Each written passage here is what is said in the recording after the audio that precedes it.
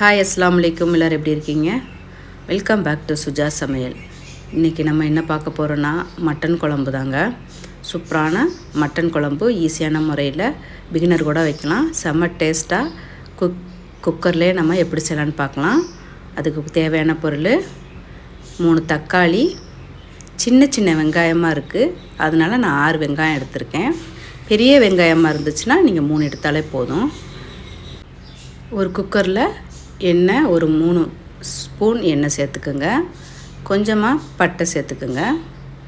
இப்போ நறுக்கி வச்சுருக்க வெங்காயத்தையும் கொஞ்சமாக கருவேப்பிலையும் நம்ம எண்ணெயில் வதக்கிக்கலாம். வெங்காயம் கொஞ்சம் கோல்டன் ப்ரௌனாக வந்த பிறகு நம்ம தக்காளி ஆட் பண்ணிக்கலாம்.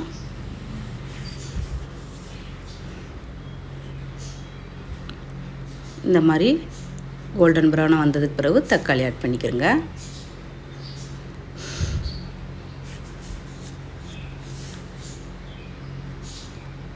தக்காளி வெங்காயம் நல்லா வதங்கின பிறகு நம்ம ஒன்று ஒன்றா ஆட் பண்ணிக்கிற வேண்டியதான்.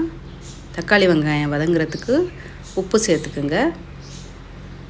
2 டேபிள் ஸ்பூன் இஞ்சி பூண்டு பேஸ்ட்டு சேர்த்துக்குங்க. நான் 3/4 கிலோ கறி எடுத்திருக்கேன், அதனால் நம்ம 2லேருந்து 2.5 ஸ்பூன் இஞ்சி பூண்டு பேஸ்ட்டு சேர்த்துக்கலாம். இஞ்சி பூண்டு பச்சை வாசனை போகிற வரைக்கும் கொஞ்சம் வதக்கிக்கலாம். ஓகே, இப்போ மஞ்சத்தூள் 1/4 டீஸ்பூன் சேர்த்துக்கலாம். மிளகாத்தூள் 2 டேபிள் ஸ்பூன் சேர்த்துக்கோங்க. உங்களுக்கு காரம் எவ்வளோ வேணுமோ அதுக்கு தக்கன சேர்த்துக்குங்க. இப்போ கொஞ்சம் நல்லா வதக்கிக்கலாம். இப்போ ஓரளவு எல்லாம் வதங்கிருச்சு. இப்போ நம்ம மட்டனை கழுவி சுத்தம் பண்ணி வச்சுருக்கோம், அதை இப்போ சேர்த்துக்கலாம். இப்போ மட்டனை சேர்த்து கொஞ்சம் நேரம் நம்ம வதக்கி விட்டுட்டு இதுக்கு தேவையான மசாலா என்னவோ அதை நம்ம மிக்சியில் கிரைண்ட் பண்ணிக்கலாம். அப்போக்கப்போ நம்ம மசாலா அரைச்சி நம்ம மட்டன் குழம்பு வச்சா டேஸ்ட்டாக இருக்கும். ஸோ அதனால் இப்போ நம்ம இது கொஞ்சம் வதங்கிக்கிட்டு இருக்கட்டும். நம்ம அதுக்கு என்னென்ன தேவையோ அதை நான் வதங்குறதுக்குள்ளே நம்ம மசாலா அரைச்சிக்கலாம். 1 டீஸ்பூன் ஜீரகம், 1/2 டீஸ்பூன் சோம்பு, 1/2 டீஸ்பூன் மிளகு, அவ்வளோதான். இது கூட கொஞ்சமாக பட்டை சேர்த்துக்குங்க, ஒரு 2 பீஸு. கொஞ்சமாக தேங்காய் சேர்த்துக்குங்க. ஒரு 2லேருந்து 3 டேபிள் ஸ்பூன் தேங்காய் சேர்த்துக்கிறேன்.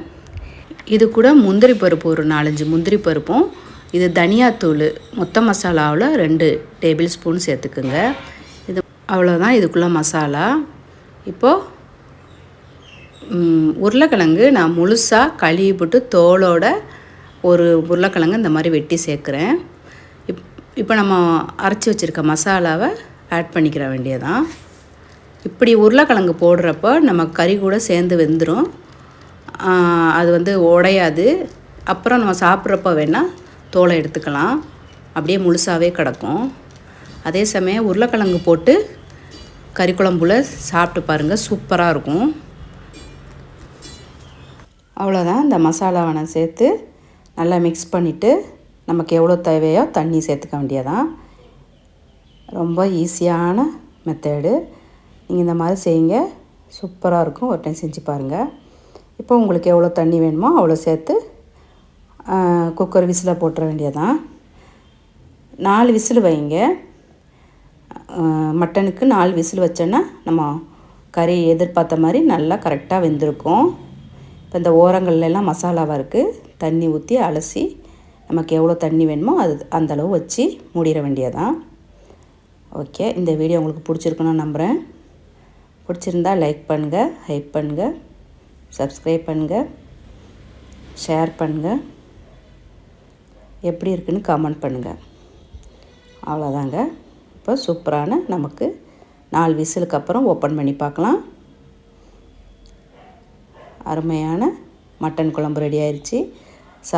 சாதம், சப்பாத்தி, பரோட்டா, இடியாப்பம் எது கூட வேணாலும் வச்சு நம்ம சாப்பிட்லாம், அட்டகாசமாக இருக்கும். இது போல் நீங்களும் செஞ்சு பார்த்துட்டு எப்படி இருக்குன்னு சொல்லுங்கள். இந்த வீடியோ பிடிச்சிருக்குன்னு நான் நம்புகிறேன். பாய், அஸ்ஸலாமு அலைக்கும். தேங்க்யூ ஃபார் வாட்சிங்.